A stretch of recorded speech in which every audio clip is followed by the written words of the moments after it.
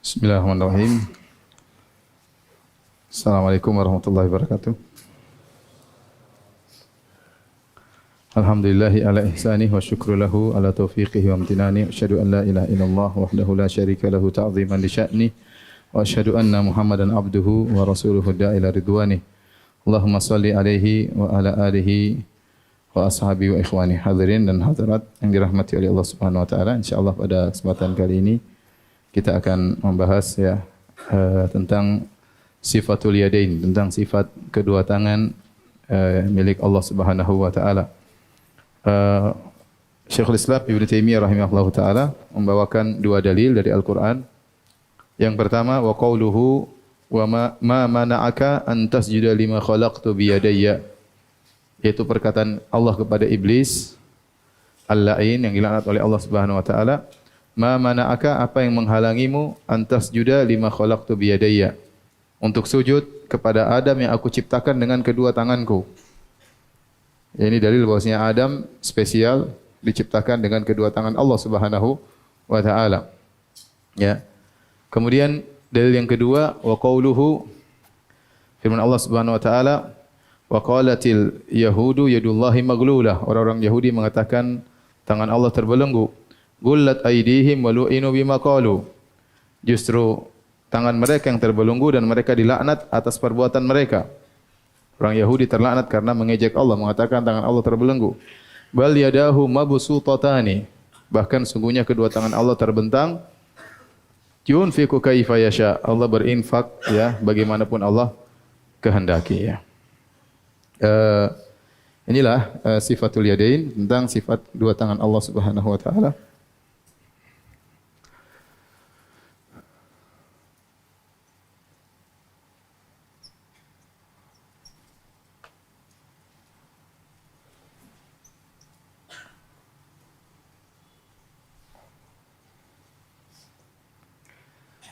Sifat dua tangan Allah Subhanahu wa taala ditetapkan dalam banyak dalil dalam Al-Qur'an maupun sunnah Nabi sallallahu alaihi wasallam.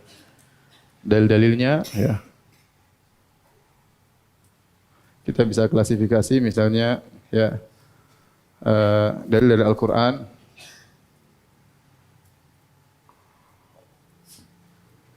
dari sunnah, kemudian dari sunnah Nabi sallallahu alaihi wasallam atau hadis. Yang kata Ibnu Qayyim rahimahullah, kalau mau digabungkan dalil-dalil dari Al-Quran dan Sunnah, maka lebih dari 100 tempat yang Allah menyebutkan tentang sifat kedua, sifat tangan Allah Subhanahu wa taala ya.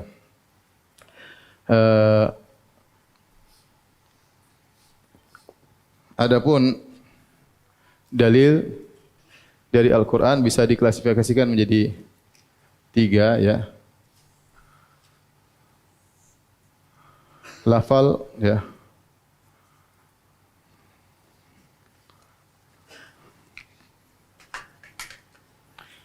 Sifat tangan dengan lafal tasniyah. Lafal tasniyah yaitu yang menunjukkan dua.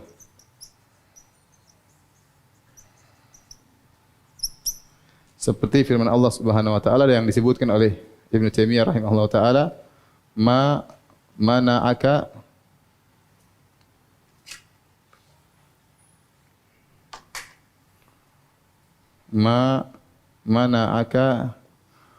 an tasjuda lima khalaqtu biyadayya.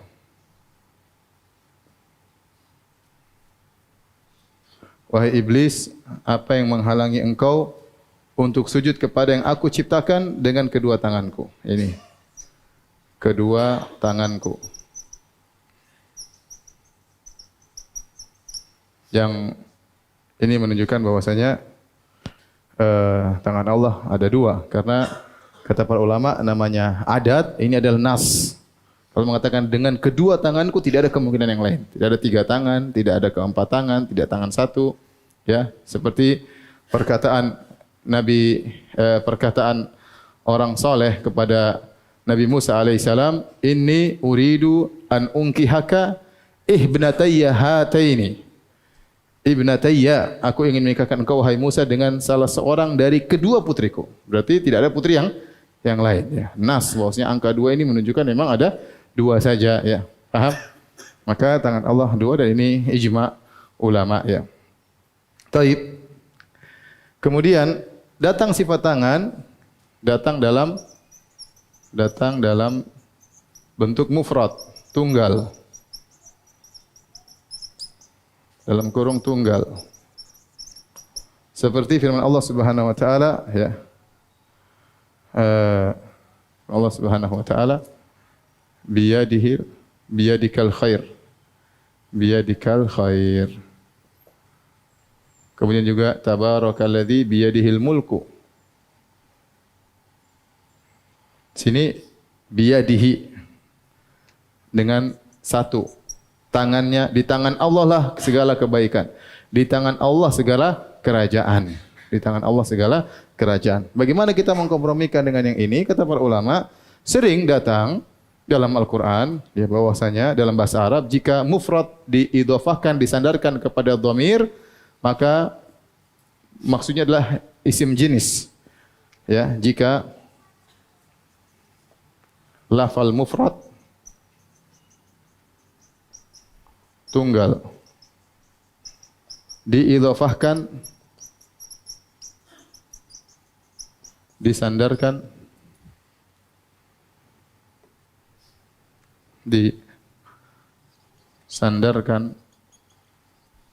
ke dhamir, ya, kata ganti, atau apa namanya, diidhofahkan ya,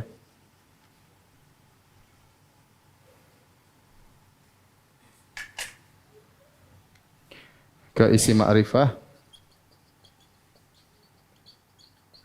maka menunjukkan jenis.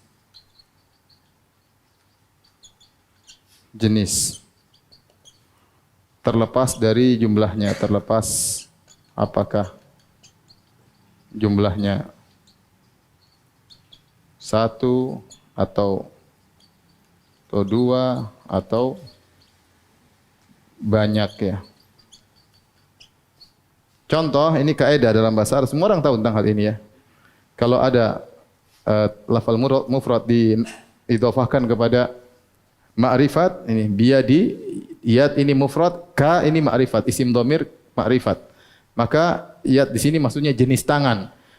Ya, jenis tangan. Terlepas jumlahnya 1, 2 atau 3 atau lebih. Contohnya, ya, firman Allah Subhanahu wa taala, wa in ta'uddu nikmatallahi la tuhsuha.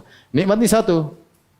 Jika kalian menghitung nikmat, ini mufrad tunggal. Tapi tatkala nikmat Allah berarti jenis nikmat. Bukan maksudnya Allah cuma menghitung punya nikmat cuma 1. Tapi jenis nikmat Allah itu banyak. Mau 1, mau 2, terlepas, yang penting nikmat ini maksudnya apa? Maksudnya adalah jenis. Contoh lagi, misalnya ya, misalnya firman Allah, al-yawma akmaltu lakum dinakum wa atmamtu alaikum ni'mati. Wa atmamtu alaikum nikmati. Aku sempurnakan bagi kalian nikmatku. Nikmat Allah cuma 1?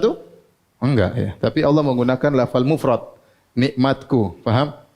Ya, kalau bahasa Arab nikmatku itu bukan berarti cuma 1 nikmat, terlepas dia jumlahnya 1 atau 2 atau banyak, karena hanya sekedar ingin menjelaskan nikmat tersebut adalah jenis kenikmatan, terlepas dari jumlahnya.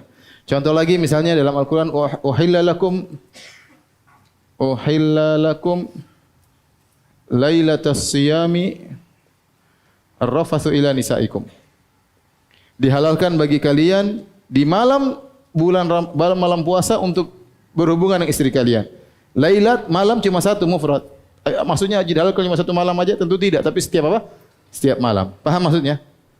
Paham ya? Jadi kalau diidhafahkan lafal mufrad kepada ma'rifah, maka tidak menunjukkan jumlahnya cuma 1, tapi dia menunjukkan jenis apa? Jenis jenis malam, jenis nikmat misalnya. Saya ulangi, Allah berfirman, "Uhilla lakum lailatas siyami rafatsu ila nisaikum." Dihalalkan bagi kalian untuk mencumbui istri-istri kalian di malam puasa. Apakah dimaksud cuma satu malam? Tidak, tapi seluruh malam-malam puasa, ya. Maka tatkala Allah menggunakan lafal tunggal, biyadikal khair, di tanganmu segala kebaikan, bukan berarti tangan Allah cuma satu. Faham? Ini maksud saya. Kemudian juga datang dalam apa namanya? Nas, ya.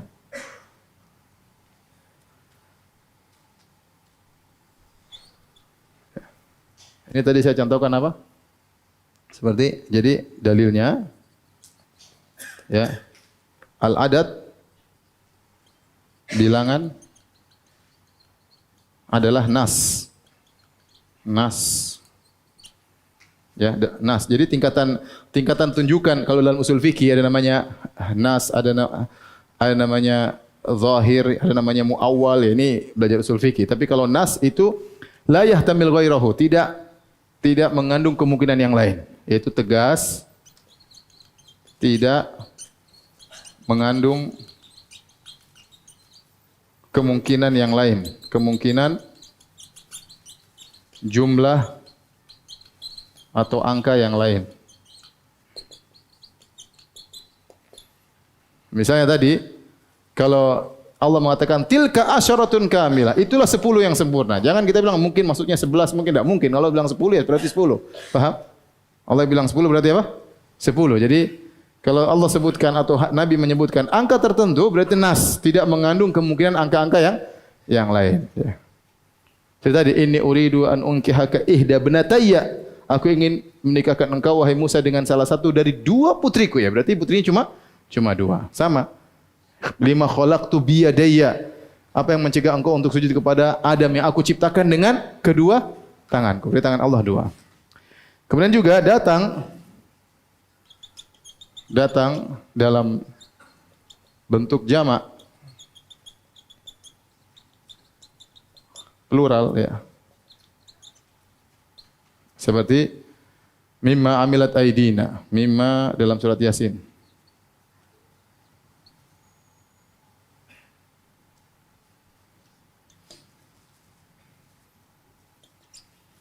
Yang tangan-tangan kami di sini jamak di sini.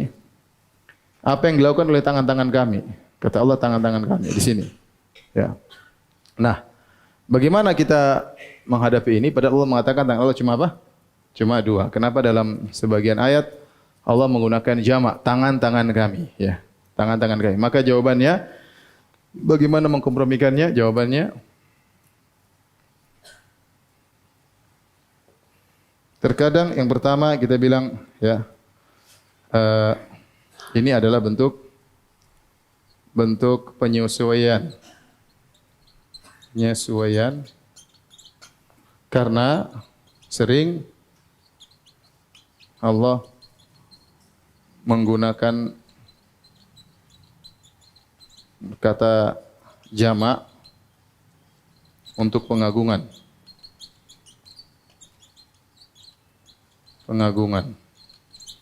Contoh seperti firman Allah, contoh inna nahnu nazzalna dzikra wa inna lahu lahafizun. Di sini Allah menggunakan jamak sampai 5 kali, ya. Inna 1, inna kami, nahnu 2, nazzalna 3, adzikra 4, wa inna lahu lahafizun, bukan lahafiz. Lahafizun juga jamak. Ini ada 1, 2, 3, 4, 5. Semuanya penyesuaian karena Allah menggunakan awal inna, maka hafizun juga menyesuaikan, paham? Lahafizun bukan berarti Allah jamak. Paham? Tetapi ini karena penyesuaian. Karena Allah menggunakan kata ganti pengagungan, ya. Dalam bahasa Indonesia juga kami yang membangun, kami padahal kita sendiri misalnya. Ya, seorang mau dikatakan oleh orang Arab, milik siapa unta ini? Lana, milik kami. Emang kamu berapa orang? Saya sendiri. Tapi menggunakan kata apa? Kata kami, ya. Sama. Mimma amilat aidina, Allah menggunakan na di sini pengagungan, maka aidi menyesuaikan. menyesuaikan. Sebagaimana hafizun menyesuaikan dengan inna. Paham? Paham tidak? Paham. Yang kedua, ya.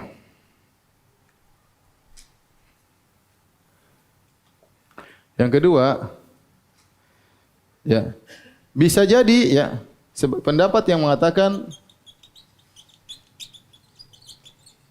mengatakan bahwa aqallul jama' isnan. Jama' tersedikit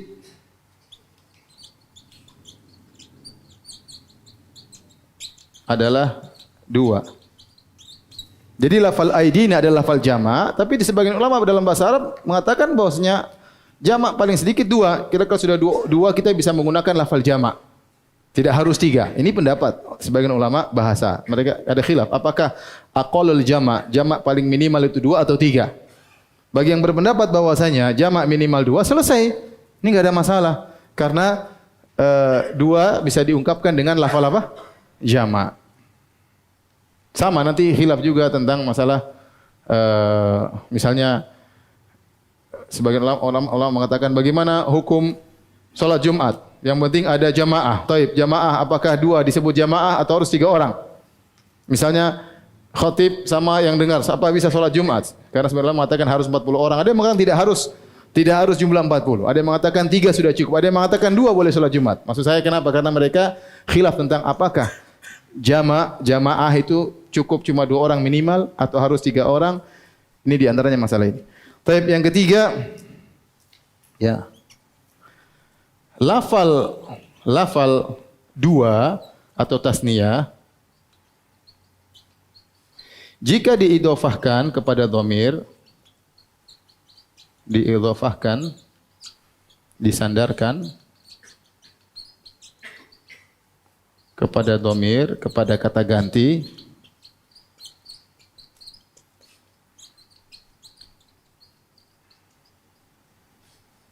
maka bisa dengan 2 cara.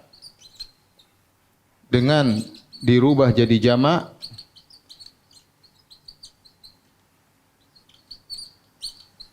atau tetap dengan lafal tasniyah, dengan lafal tasniyah. 2. Contoh, papan tulisnya kurang besar ya. Contoh ya, contoh.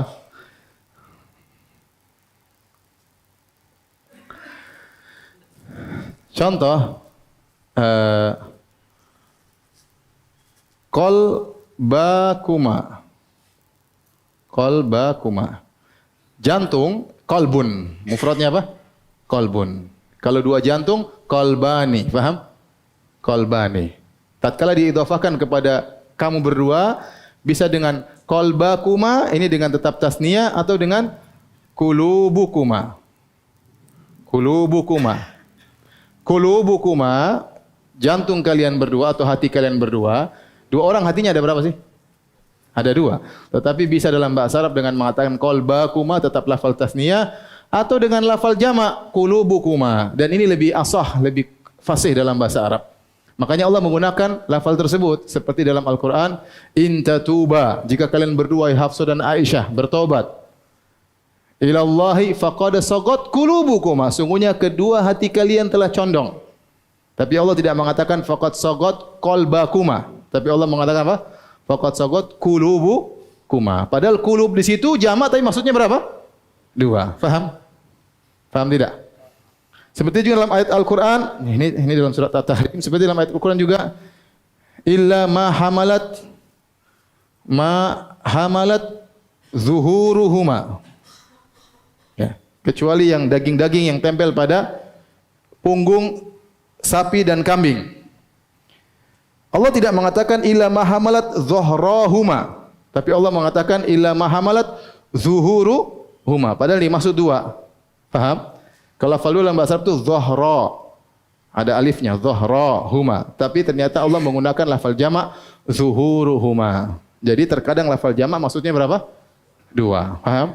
Contoh lagi, Allah berfirman, wasariqu wasariqatu faqta'u aydiyahuma. Pencuri laki-laki dan pencuri perempuan potonglah tangan-tangan mereka. Padahal yang dipotong berapa tangan? 4 apa 2? 2. Tapi Allah tidak mengatakan faqta'u yadaihima. Allah tidak mengatakan demikian. Tapi Allah mengatakan faqta'u aydiyahuma. Yang dipotong padahal 2 tangan, tapi Allah menggunakan lafal jamak, potonglah tangan-tangan mereka. Padahal yang dipotong pencuri laki, pencuri perempuan cuma 2 tangannya. Ya. Faqta'u aydiyahuma, contoh. Faqta'u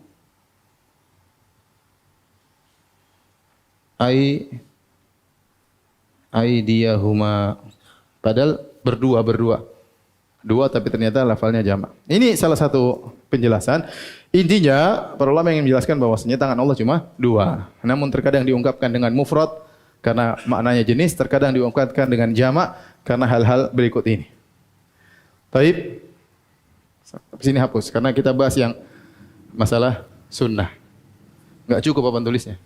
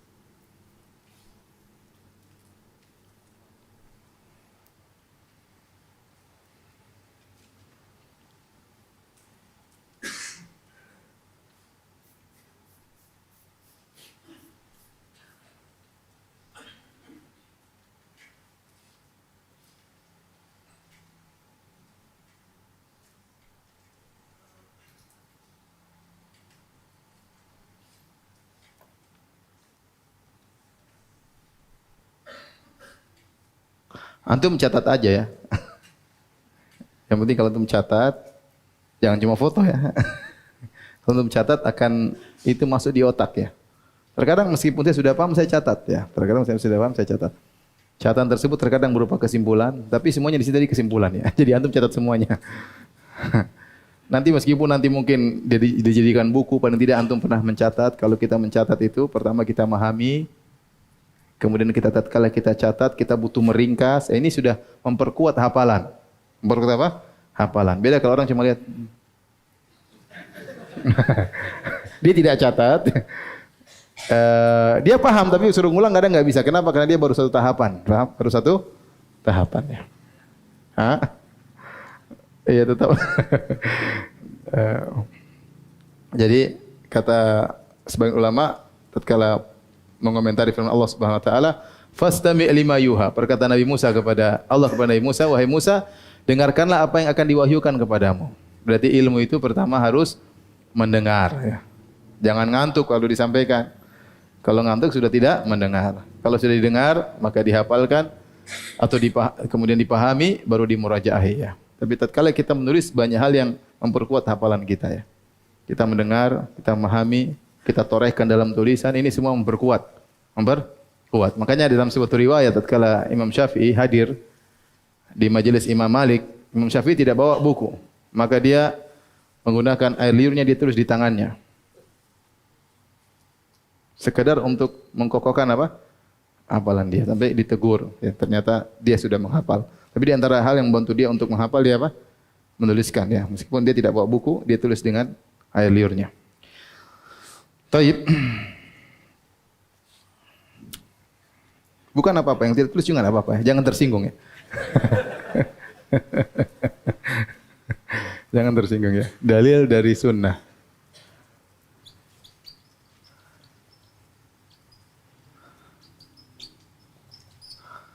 Maka ini bisa kita klasifikasikan juga menjadi 3 ya. Ya. Dalil-dalil yang menunjukkan tangan Allah 2 terkadang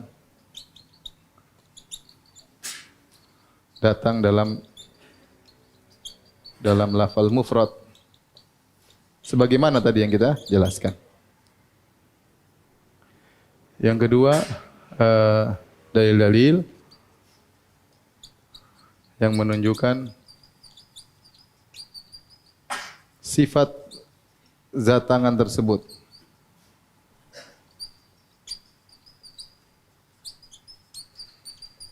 Yang ketiga, dalil-dalil yang menunjukkan perbuatan-perbuatan yang dikerjakan oleh tangan tersebut.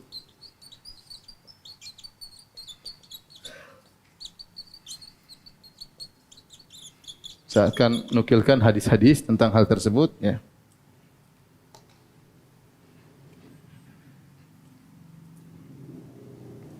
Seperti, ya,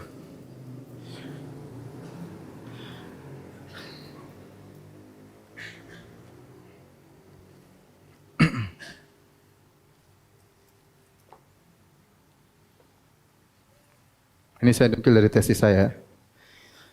Contoh seperti hadis, ya, hadis tentang syafaat, ya, hadis tentang syafaat, ya. Para manusia datang kepada Adam alaihissalam, mereka mengatakan, ya Adam, anta abul bashar, khalaqakallah biyadihi, ya, khalaqakallah biyadihi. Wahai Adam, engkau adalah nenek moyang manusia, Allah telah menciptakan engkau dengan tangannya, ya.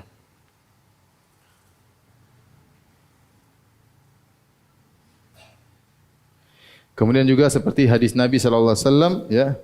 Doa Nabi sallallahu alaihi wasallam dalam salat malam, Nabi berkata, wal khairu kulluhu fi yadaika. Fi yadaika. Nanti carikan papan tulis yang nempel, apa? Penghapus yang nempel, ya. Lebih mudah, ya. Kalau enggak saya bawa dari Jakarta nanti. Fi yadaika. Di sini musanna isnain dan dua. Segala kebaikan berada di kedua tanganmu, ya. Contoh lagi, ya.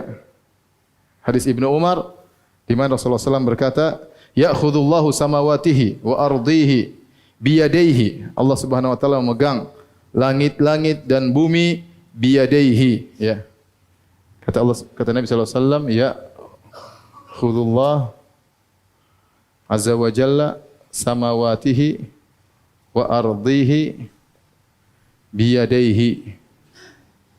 Biyadaihi, dengan kedua tangannya. Dan sering lagi Nabi bersumpah, walladzi nafsu Muhammadun apa? Biyadihi. Hadisnya banyak sekali. Ini mufrad, ini musanna, mufrad. Dalil yang menunjukkan sifat zat tangan tersebut.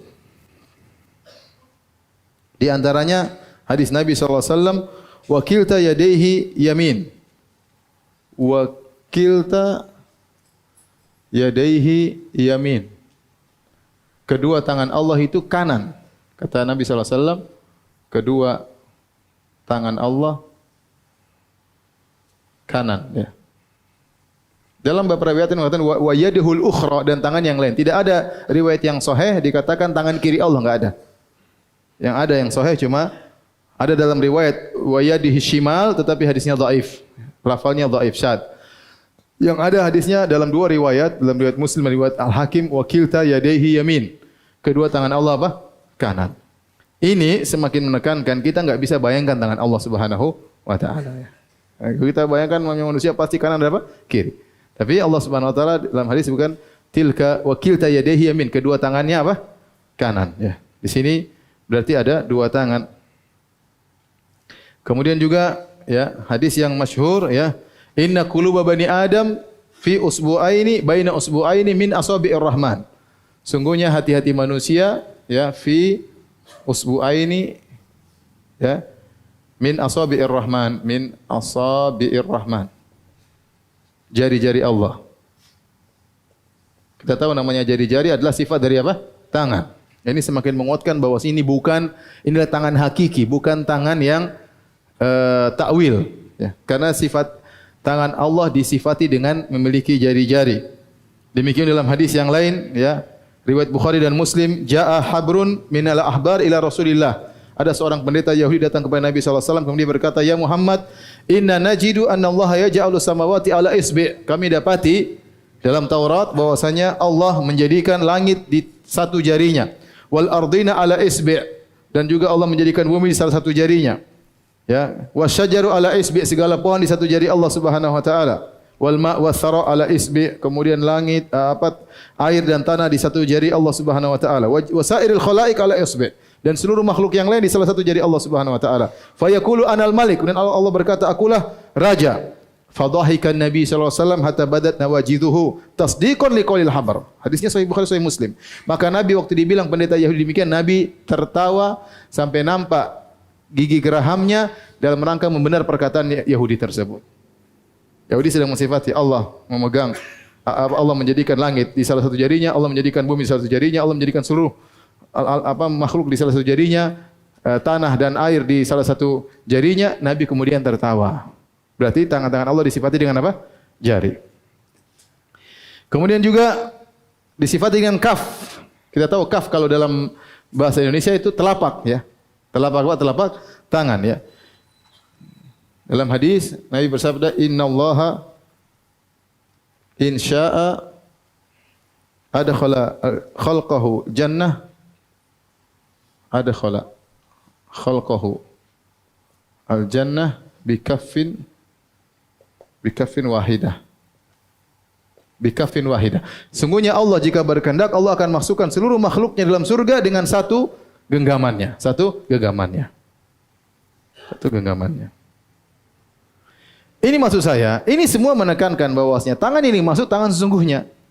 Karena kalau tangan yang dimaksud bahwasanya Allah tidak punya tangan, tapi hanyalah sekedar nikmat atau kudrah, maka tidak mungkin kudrah disifati dengan keduanya ya kanan, disifati dengan miliki jari-jari, disifati dengan telapak, enggak mungkin. Karena kalau kudrah diartikan dengan tangan diartikan dengan kudrah ataupun nikmat, maka cuma tangan doang tanpa diperinci seperti ini. Tatkala diperinci seperti ini menunjukkan memang benar tangan-tangan yang hakiki. Faham maksud saya? Taib. Yang ketiga, hadis-hadis yang menunjukkan perbuatan-perbuatan yang dikerjakan oleh tangan. Contohnya, ya, kata Nabi sallallahu alaihi wasallam, wa biyadihil ukhral mizan yakhfidhu wa yarfa. Wa biyadihi al-ukhra al-mizan yakhfidhu wa yarfa. Kata Nabi sallallahu alaihi wasallam, di tangan Allah satunya ada timbangan. Allah merendahkan dan Allah mengangkat. Jadi tangan itu bekerja, ya, mengangkat timbangan dan menurunkan apa? Timbangan. Perbuatan tangan. Contohnya lagi, kata Nabi sallallahu alaihi wasallam, hadis Abu Sa'id Al-Khudri, tadi hadis riwayat Bukhari. Hadis ini juga dari Bukhari yang kedua, takunul ardu yaumal qiyamati khubzatan wahidatan. Jadilah bumi pada hari kiamat seperti khubzah, seperti roti yang satu, yatakaffa'uhal jabbaru biyadihi. Yatakaffa'uha itu Allah menggenggamnya dengan tangannya. Kama yatakaffa'u ahadukum biyadihi khubzatahu, sebagaimana salah seorang dari kalian menggenggam roti dengan tangannya. Ada sifat yatakaffa, ya.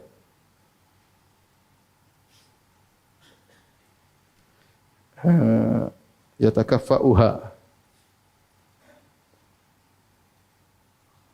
Ya, Allah menggenggam bumi, ya. Contohnya lagi hadis Nabi sallallahu alaihi wasallam, innallaha yabsutu yadahu bil lail liyatuba musii'un nahar, dan seterusnya. Sungguhnya Allah membentangkan tangannya terbentang di malam hari agar pelaku dosa di siang hari bertobat kepada Allah. Wa yabsutu yadahu bin nahar liyatuba musii'ul lail, dan Allah membentangkan tangannya di siang hari agar pelaku dosa di malam hari bertobat. Sini disebutkan yabsutu, membentang. Kemudian juga, ya, dalam hadis yang lain kata Nabi sallallahu alaihi wasallam, innallaha qabadha qabdatan biyaminihi. Allah menggenggam dengan tangan kanannya. Innallaha qabadha qabdatan. Allah menggenggam biyaminihi, Allah menggenggam dengan satu genggaman dengan tangan kanannya. Kemudian juga dalam hadis yang lain, innallaha lamma khalaqal khalqa kataba biyadihi. Kataba biyadihi. Biyadihi. Menulis dengan tangannya. Kemudian juga dalam hadis yang lain, Adam berkata kepada Nabi Musa, "Istafakallahu bikalami wa khatta laka biyadihi." Wa khatta laka biyadihi. Yaitu Allah menulis Taurat dengan tangannya. Ya. Dalam hadis yang lain juga, semua hadisnya sahih ya. Nabi mengatakan, "Yaqbidullahal arda wa yatwis sama." Yaqbidullah al-arda wa yatwi sama. Yang artinya Allah menggenggam bumi dan Allah melipat apa? Langit. Ini sama seperti surat dalam Az-Zumar ya, wal ardu jami'an qabdatuhu yaumal qiyamah was samatu matwiyatun bi yaminih. Pada hari kiamat bumi dalam genggaman Allah dan langit dilipat oleh tangan kanan Allah Subhanahu wa taala. Taib di antaranya ya, hadis Ibnu Umar yang diriwayatkan oleh Muslim ya. Saya bacakan ya. Ya'khudullahu samawatihi wa ardihi biyadaihi. Kata Nabi sallallahu alaihi wasallam, Allah memegang langit-langitnya dan bumi-buminya dengan kedua tangannya. Fayaqulu ana Allah, dan Allah berkata, akulah Allah. Wa yaqbidu asabi'ahu wa yabsutuha, dan menggenggam jari-jarinya dan membentangkannya. Kata Abu Hatim, yang melakukan begini dan begitu Nabi, bukan Allah Subhanahu wa taala. Saya ulangi hadisnya ya. Jadi kata Nabi, ya'khudullahu samawatihi wa ardihi biyadihi fayaqulu ana Allah, anal malik, hatta nadhartu ilal mimbar yataharrak min asfal. Allah memegang langit dan bumi dengan kedua tangannya, kemudian Allah berkata, aku adalah Allah, aku adalah raja. Sampai kata Ibnu Umar, aku melihat dari bawah mimbar goyang, ya. Hatta inilah aku asaqitun huwa bi Rasulillah, sampai aku berkata apakah mimbar akan menjatuhkan Nabi sallallahu alaihi wasallam. Jadi Nabi mempraktekkan waktu baca hadis sampai bergoyang di atas mimbarnya. Tetapi yang menakjubkan waktu Nabi menyatakan Allah memegang langit dan bumi dengan kedua tangannya, Nabi mempraktekkan begini. Ya. Kata Abu Hatim, sabda atau perkataan Ibnu Umar, yaqbidu asabiyahu yabsutuha, menggenggam tangan dan membukanya adalah perbuatan Rasulullah SAW, bukan Allah. Maksudnya apa? Untuk menekankan bahwasanya tangan Allah itu sungguh-sungguh hakiki. Sama seperti waktu Nabi membacakan innallaha ni'ma ya'idzubukum bih innallaha kana sami'an basira. Waktu Nabi membacakan ayat sungguhnya Allah sebaik-baik memberi nasihat kepada kalian, sungguhnya Allah Maha melihat lagi Maha mendengar. Nabi begini. Untuk menunjukkan bukan Nabi menyamakan pandangan Nabi dengan pandangan Allah, bukan Nabi menyamakan pandangan Allah dengan pandangan Nabi SAW, tapi Nabi ingin menunjukkan tahqiqan bahwasanya itu benar-benar hakiki, Allah melihat, Allah apa? Mendengar. Sama dalam hadis ini, waktu Nabi menceritakan Allah memegang langit dengan tangannya, memegang bumi dengan tangannya, Nabi begini, sampai bergoyang di atas mimbar, menunjukkan bahwasanya benar-benar Allah punya tangan, bukan menyamakan tangan Allah dengan tangan apa? Nabi. Bisa paham? Sama seperti Nabi mengatakan innakum tarawna rabbakum kama tarawnal qamar, kalian akan melihat Allah sebagaimana melihat rembulan, maksudnya cara melihat. Jadi untuk pendekatan, bukan Nabi sedang menyamakan tangan Allah dengan tangan Nabi. Tatkala Nabi mengatakan begini berarti benar-benar itu tangan Allah memegang langit dan bumi. Paham maksud saya? Ini semua kenapa saya jelaskan demikian? Ya, untuk menjelaskan bahwasanya tangan yang datang dalam hadis lebih dari 100 dalil, hadis maupun ayat, itu tangan yang sesungguhnya, bukan tangan apa? Bukan tangan yang ditakwil maksudnya nikmat maupun apa? Qudrah. Paham? Antum paham atau tidak? Kalau sudah paham dihapus.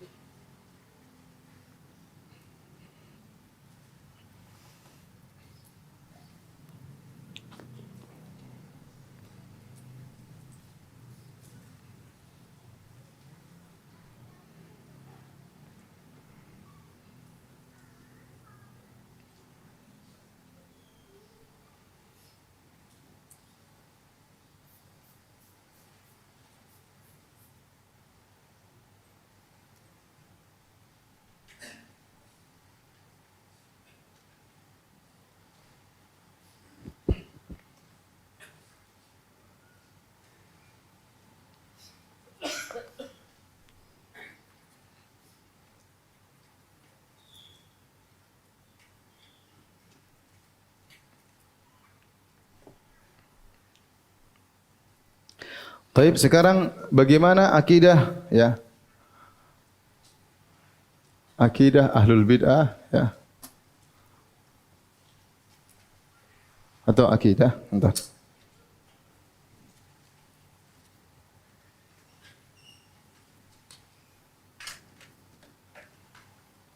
Akidah kelompok-kelompok tentang sifat tangan Allah. Baik. Di sini pertama yang menetapkan tangan Allah secara hakiki. Hakikat. Ya, yang menyatakan Allah tidak punya tangan.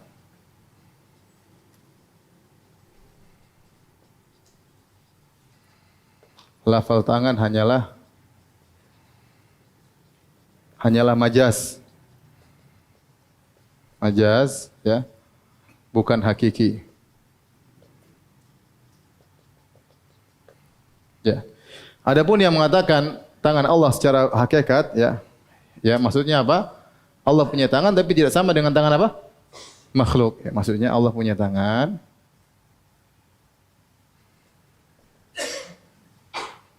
tidak sama dengan tangan makhluk.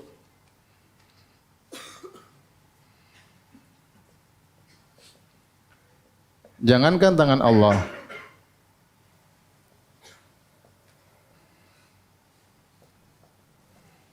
tangan malaikat saja kita tidak paham. Tangan malaikat saja kita tidak paham. Paham bagaimananya? Kaifiyahnya, bagaimananya. Allah berfirman, malaikat punya tangan, malaikat punya jantung, ya. Contoh kata Allah, basitu aidikum. Wal malaikatu basitu aidihim, wal malaikatu basitu aidihim.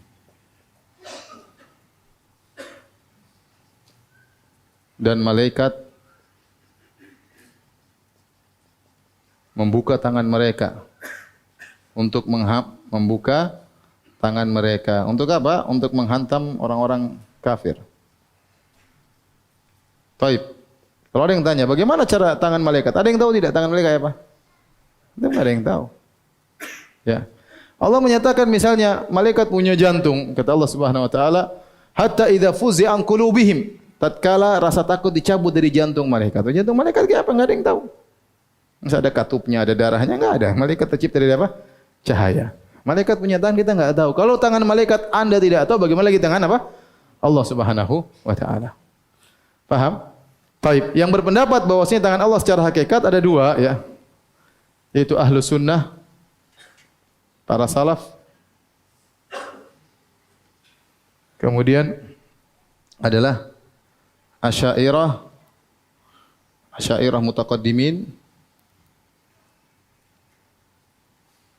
Kemudian juga Kullabiyah. Asy'ariyah mutaqaddim masih di sini adalah Abul Hasan Al-Asy'ari, ya. Abul Hasan Al-Asy'ari. Kemudian Al-Baqillani, mereka sebutkan dalam buku mereka. Al-Baqillani, kemudian Ibnu Fawraq. Kemudian di antaranya adalah Al-Baihaqi. Semua ini mereka berpendapat Allah punya tangan. Oleh karenanya Asy'ariyah mutaakhirin menyelisihi nenek moyang mereka. Adapun ini, ya, adalah pendapat Jahmiyah, Mu'tazilah dan Asy'ariyah mutaakhirin. Asy'ariyah mutaakhirin. Belakangan, ya. Seperti Ar-Razi dan lain-lainnya, ya. Mereka mengatakan Allah tidak punya tangan, yang dimaksud dengan tangan hanyalah majaz bukan hakiki. Apa maksudnya tangan? Maksudnya tangan cuma dua, ya. Tangan maksudnya adalah kudrah, kekuatan atau kekuasaan dan atau nikmat. Ya. Tangan itu maksudnya kudrah atau apa? Nikmat, ya. Tapi bagaimana bantahan terhadap mereka? Bantahan.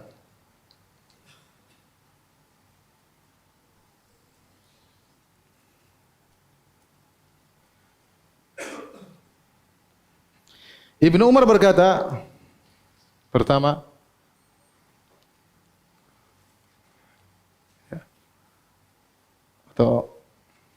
ya, Ibnu Umar berkata, sungguhnya innallaha khalaqa arba'atan biyadihi. Allah menciptakan 4 perkara dengan tangannya. Allah menciptakan, ini hadisnya sahih, riwayatnya sahih, menciptakan 4 perkara dengan tangannya.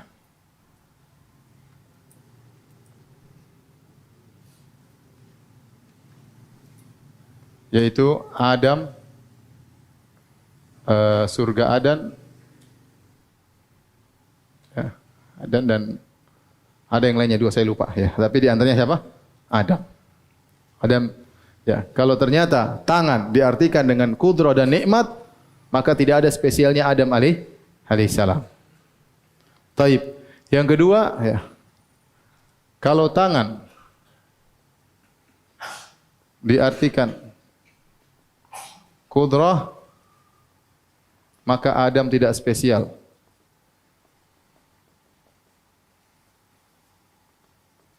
Karena kita semua diciptakan oleh kudrahnya apa?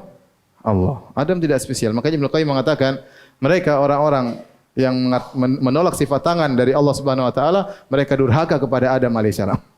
Durhaka kepada nenek moyang, ya. Kenapa pada hari kiamat semua orang datang kepada Adam, mereka berkata, "Ya Adam, anta abul bashar, khalaqakallahu biyadihi." Wahai Adam, engkau nenek moyang manusia, kau spesial. Allah ciptakan engkau dengan apa? Tanganmu. Kalau tangan artinya kudrah, apa bedanya dengan kita? Kita juga diciptakan dengan kudrah siapa? Allah Subhanahu wa taala. Enggak ada bedanya. Maka orang-orang yang menolak sifat tangan Allah, mereka durhaka kepada Adam seakan-akan Adam tidak punya keistimewaan. Faham tidak? Demikian Nabi Musa alaihissalam waktu debat sama Adam. Musa berkata, "Ya Adam, anta abul bashar, khalaqakallahu biyadihi." Musa aja tahu, "Wahai Adam, engkau spesial. Allah ciptakan engkau dengan tangannya." Kalau maksud tangannya nikmat atau kudrah, apa bedanya dengan Nabi Musa alaihissalam? Tidak ada bedanya. Paham? Demikian juga kalau tangan artinya kudrah, maka iblis bisa bantah Allah. Bukankah Allah mengatakan, "Wahai iblis, ma mana'aka an tasjuda lima khalaqtu bi yadayya?" Wahai iblis, apa yang mencegahmu sujud kepada Adam yang aku ciptakan dengan kedua tanganku? Kalau artinya kudrah, iblis bilang, apa bedanya dia dengan saya, ya Allah? Kau ciptakan Adam dengan kudrahmu, aku pun diciptakan dengan kudrahmu. Emang Allah ciptakan iblis dengan kudrahnya siapa? Kudrahnya Allah juga kan? Paham? Oleh karenanya kalau diartikan dengan kedua tangan maksudnya adalah nikmat atau kudrah, maka iblis juga bisa bantah Allah Subhanahu wa taala. Paham? Yang keempat, kalau tangan diartikan kudrah, maka tidak perlu dengan lafal tasniyah. Tidak perlu dengan lafal 2, ya. Cukup. Ya, karena kudrah Allah tanpa batas, paham? Kudrah Allah tanpa batas. Kenapa? Wahai Adam, iblis, kenapa kau tidak sujud kepada Adam yang aku ciptakan dengan 2 kekuatanku? Lah. Kekuatan Allah terbatas atau cuma 2? Atau tidak terbatas? Tidak terbatas. Ngapain dibatasi dengan 2? Kalau diartikan kudrah tangan dengan nikmat sama. Wahai iblis, kenapa kau, apa yang mencegahmu untuk sujud kepada Adam yang aku ciptakan dengan 2 nikmatku loh? Nikmat Allah cuma 2 atau tanpa batas? Tanpa batas. Ya. Maka tidak ada namanya tangan artinya adalah kudrah atau nikmat kemudian dijadikan bilangan 2. Tidak pas dalam apa? Bahasa Arab. Taib. Yang keempat, yang kelima, kata mereka, tangan diartikan diartikan sebagai qudrah atau nikmat datang dalam bahasa Arab, datang dalam bahasa Arab.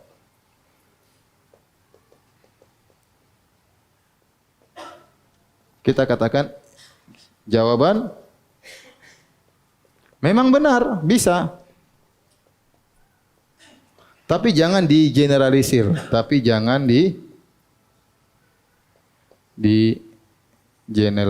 generalisir. Tidak semua berarti harus diartikan dengan apa?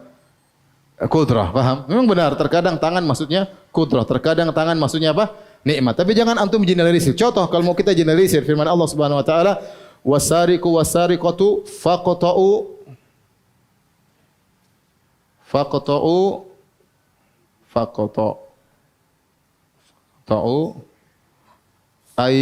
aydiyahuma. Coba. Ya. Coba kita mau artikan tangan dengan nikmat atau qudrah. Pencuri laki-laki, pencuri wanita, potonglah kekuatan mereka. Potonglah nikmat mereka. Maksudnya apa? Enggak bisa. Memang benar dalam bahasa Arab, tangan bisa artinya qudrah, tangan bisa nikmat, tapi jangan ente generalisir. Ada hal yang tidak bisa diartikan dengan qudrah dengan apa? Nikmat. Contohnya firman Allah, lima khalaqtu biyadayya. Azan kah? Azan. Baik, azan terus lanjut. Azan.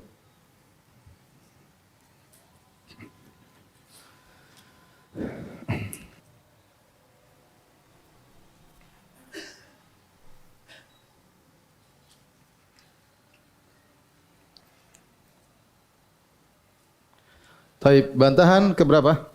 Ke-6.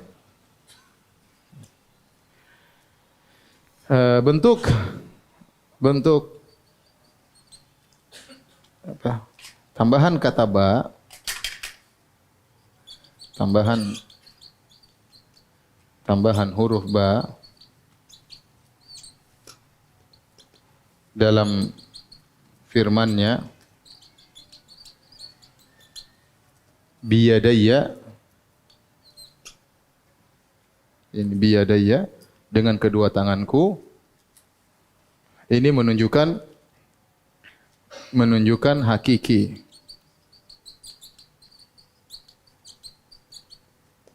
Karena kalau tangan yang artinya qudrah atau nikmat tidak perlu pakai huruf ba, tidak perlu pakai huruf ba. Pakai huruf ba. Sama, jadi ada ba dengan itu menunjukkan tangan hakiki, ya. Ya. Lima khalaqtu biyadayya, aku menciptakan Adam dengan kedua tanganku. Jadi tangan tersebut benar-benar hakiki, karena ada ba di situ. Kalau nikmat tidak perlu pakai ba, ya. Sama seperti firman Allah, fawailul lil ladzina yaktubunal kitaba bi aidihim. Sungguh celaka orang-orang para pendeta yang menulis Alkitab dengan tangan-tangan mereka. Tidak mungkin diartikan dengan qudrah dan nikmat mereka. Tidak mungkin. Benar-benar nulis dengan apa? Dengan tangannya. Taib. Bantahan ke-6. Lanjut ya.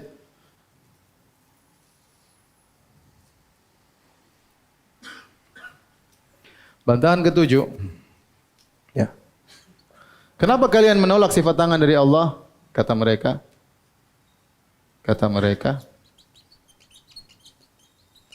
Karena yang punya tangan hanya makhluk. Jawaban, kalau begitu tolak aja semua sifat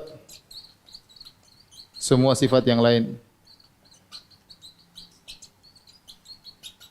Bukankah mendengar, melihat juga kita lihat ada di makhluk. Sifat hidup juga milik siapa? Makhluk. Ya sudah, kalau gitu tolak aja semua sifat-sifat Allah Subhanahu wa taala, ya. Ini namanya sama. Ya, kalau mereka berkata, oh tidak, ya, sifat-sifat yang lain seperti melihat dan mendengarnya Allah tidak sama dengan mendengarnya makhluk.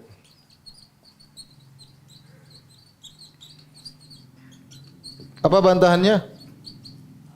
Sama. Jawaban sama. Tangan Allah tidak sama dengan tangan makhluk.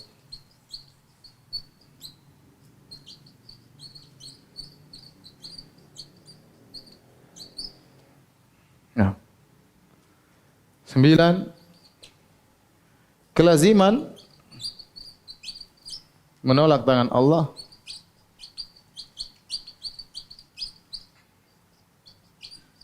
adalah menyamakan Allah dengan yang buntung. Sama. Allah tidak punya tangan, Allah juga bersama dengan orang yang tidak punya tangan. Berarti sama menghina Allah Subhanahu wa taala.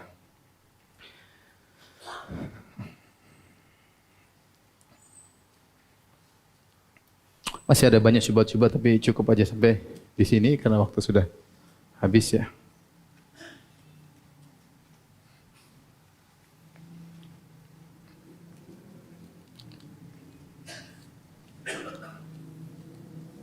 Yang terakhir saya lupa selalu ya. Kalaulah ini jawaban yang paling telat. Kalau memang benar kalaulah kita ngalah dan mengatakan tangan maksudnya adalah kudrah atau nikmat, maka ini semakin menunjukkan Allah punya tangan.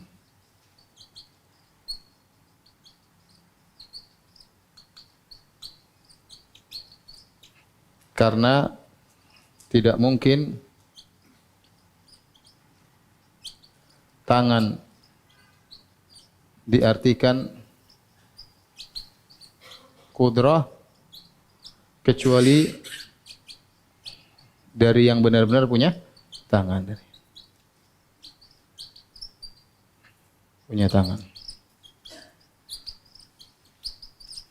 Makanya nggak ada orang bilang tangan korma, nggak ada. Karena korma nggak punya apa? Tangan, nggak ada. Nggak ada orang bilang tangan meja, karena meja nggak punya apa? Tangan. Tatkala kita bilang manusia, oh dia panjang tangan, maksudnya dia dermawan ya. Kalau Indonesia panjang tangan maksudnya apa?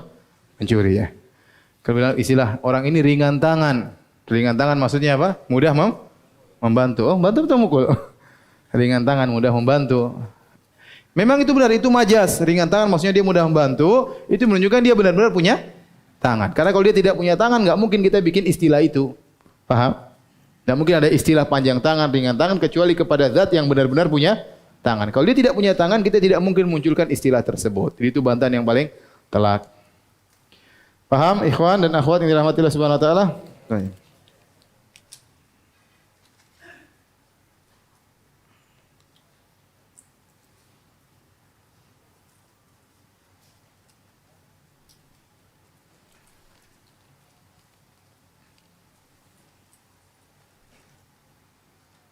Apakah sah solat orang yang punggungnya melengkung saat rukuk dan sujud meskipun dia tumak ninah?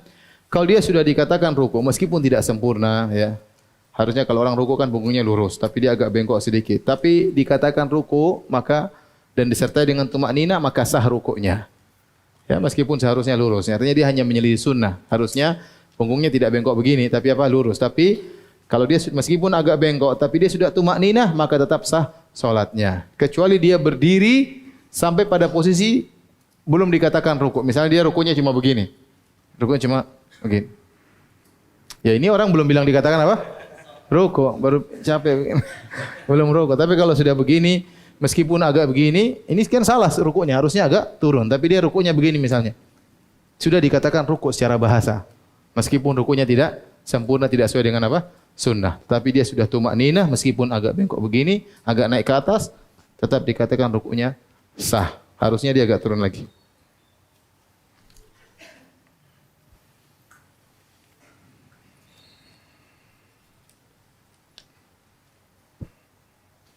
Ustaz, bagaimana cara mengatasi orang yang terkena waswas syaitan? Ya.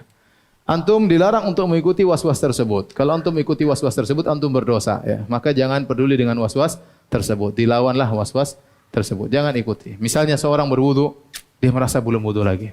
Wudu lagi. Kemudian, kayaknya batal lagi. Berulang-ulang. Jangan ikuti. Kalau antum ikuti, antum berdosa. Karena itu gangguan apa? Syaitan. Anggap aja mau bilang setan sudah batal, cuek aja. Ya. Emang gue pikirin bilang gitu. Jangan aja. Cuek aja, jangan diikuti. Jangan diikuti. Saya pernah ditelepon orang, bolak-balik, Ustaz, saya merasa was-was saya akan meninggal dunia. Saya bilang, sudah, emang kalau meninggal kenapa? Apa masalahnya? Ya meninggal aja, tinggal meninggal. Oh begitu Ustaz. Ya ente mau apa?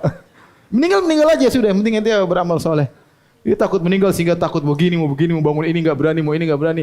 Ente jalan aja waktunya meninggal. Ente buktinya belum meninggal juga sampai sekarang ya.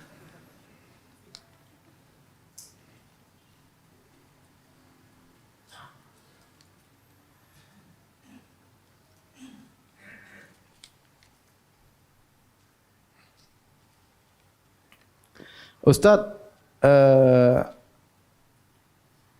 ada Ustaz ditanya, nikah harus semanhaj, katanya sekarang semanhaj lebih penting dari seiman.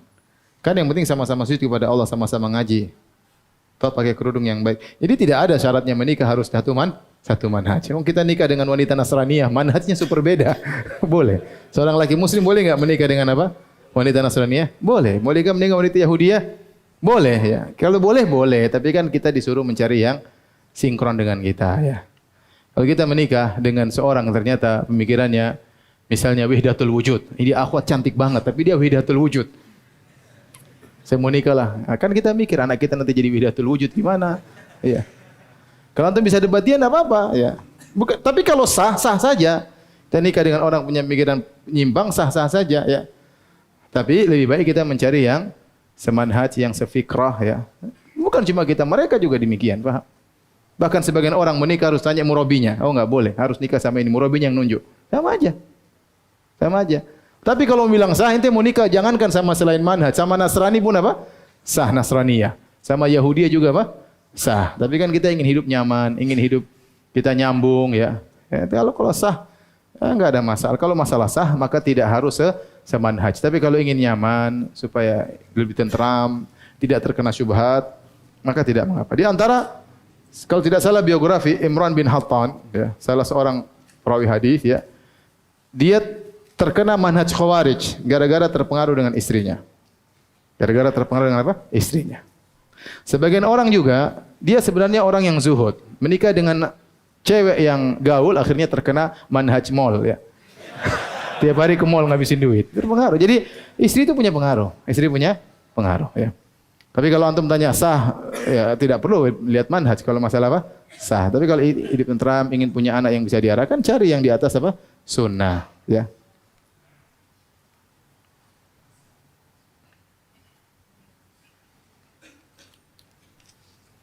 Apakah seorang bisa melihat Allah Azza wa Jalla dalam mimpi selama kita masih hidup? Karena saya pernah mendengar pernyataan Syekh Saleh Fauzan. Iya mungkin. Ya, ini pendapat ulama, pendapat Ibn Taimiyah rahimahullah, Imam Ahmad rahimahullah ta'ala, bahwasanya seorang mungkin melihat Allah dalam mimpi. Tetapi yang dilihat bukan zat Allah. Faham? Karena mimpi itu hanyalah menggambarkan keimanan seseorang. Bukan dia ketemu Allah, bukan berarti seperti itu Allah Subhanahu wa ta'ala. Sama seperti waktu raja bercerita kepada Nabi Yusuf, "Inni ara sab'a baqaratin simanin ya'kuluhunna sab'un ijaf." Sungguhnya aku melihat dalam mimpiku ada 7 sapi kurus makan 7 sapi yang gemuk. Apakah hakikatnya belum ada 7 sapi? Tidak. Yang terjadi kenyataan ternyata musim kemarau, musim subur, kemudian datangi 7 tahun musim apa? Kemarau. Jadi ada munasabah, ada keterkaitan, tapi bukan itu hakiki yang akan jadi kenyataan. Ya, sama dalam hadis kata Nabi SAW, "Inni ra'aitu Rabbi fi ahsani surah." Aku melihat Tuhanku dalam bentuk yang terindah, kata Nabi SAW. Maksudnya ada dalam mimpi. Nabi pernah melihat Allah dalam apa? Dalam mimpi. Tetapi bukan seperti itu zat Allah Subhanahu wa taala. Karena kata Nabi, "Ta'allamu annakum lan taraw rabbakum hatta tamutu." Ketahuilah kalian tidak akan bisa melihat Allah sampai kalian meninggal dunia. Karena mata kita enggak mampu untuk melihat Allah. Lihat matahari aja enggak mampu. Makanya Nabi Musa waktu disuruh melihat ke gunung, pingsan tatkala ada cahaya Allah. Maka Nabi Musa pun alaihissalam pun pingsan. Adapun mimpi, maka seorang mengatakan seorang bermimpi bertemu dengan Allah, maka itu menunjukkan dia keimanan dia, ya. Tetapi yang dia lihat bukan zat Allah Subhanahu wa taala karena mimpi hanyalah simbol-simbol yang menunjukkan keterkaitan sesuatu. Seperti sapi kurus merupakan simbol dari musim apa? Kemarau.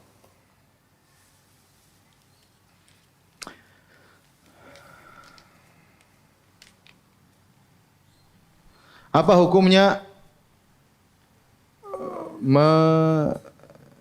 menelan ya dahak atau ingus ketika salat dan puasa? Ya. Apa benar diperbolehkan karena disamakan dengan air ludah? Iya. Kata para ulama kalau dahak tersebut langsung turun dalam sini, tidak sampai dari ingus dikeluarkan ke mulut dulu, maka maka tidak mengapa, enggak ada masalah. Misalnya dari sini langsung kita telan, tidak membatalkan salat, tidak membatalkan apa? Puasa, tidak membatalkan puasa.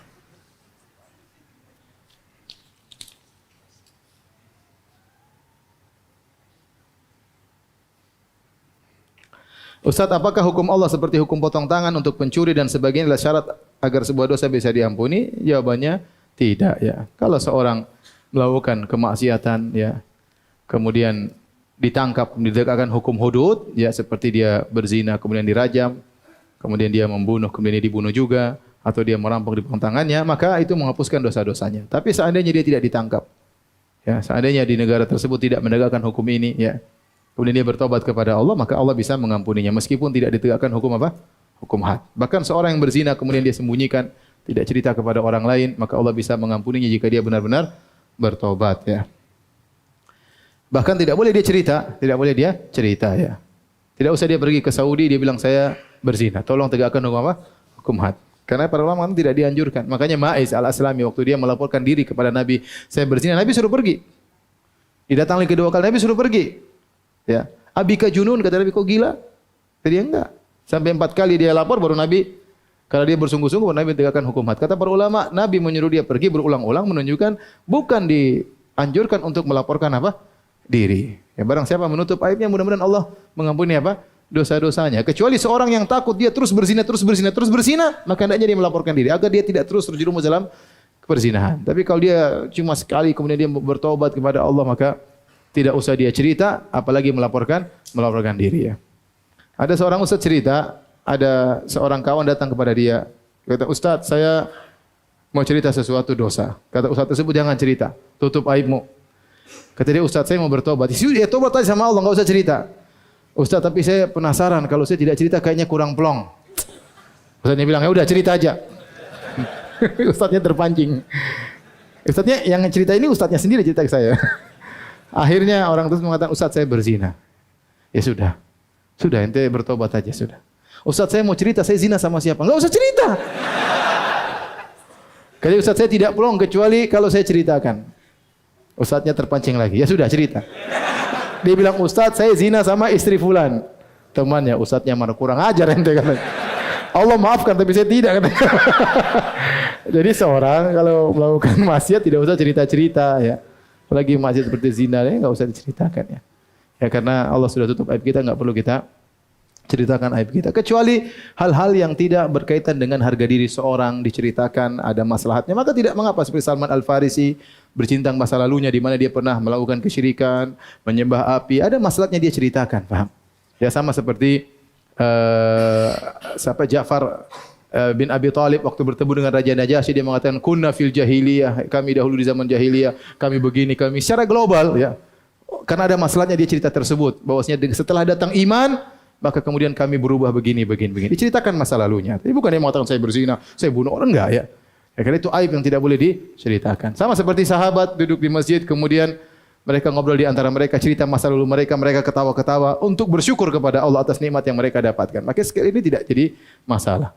Adapun seorang berhijau cerita, oh saya dulu narkoba, saya dulu ini tato saya ngapain begitu? Enggak usah, ya. Tapi kalau dia ada cerita suatu yang global, ada manfaatnya, maka tidak jadi masalah. Dia sudah bertobat dari hal tersebut, dia sudah meninggalkannya untuk beri faedah kepada yang lainnya. Ya. Misalnya dia mengatakan secara global, kita dulu pelaku riba, kita tahu bagaimana ya bahaya riba, ya dalam rangka beri nasihat kepada orang lain. Ya. Maka mudah-mudahan ini tidak mengapa, sebagaimana tadi dipraktekkan oleh sebagian sahabat. Wallahu ta'ala alam bisawab. Subhanakallah bihamdik asyhadu an la ilaha illa anta astaghfiruka wa atubu ilaik. Assalamualaikum warahmatullahi wabarakatuh.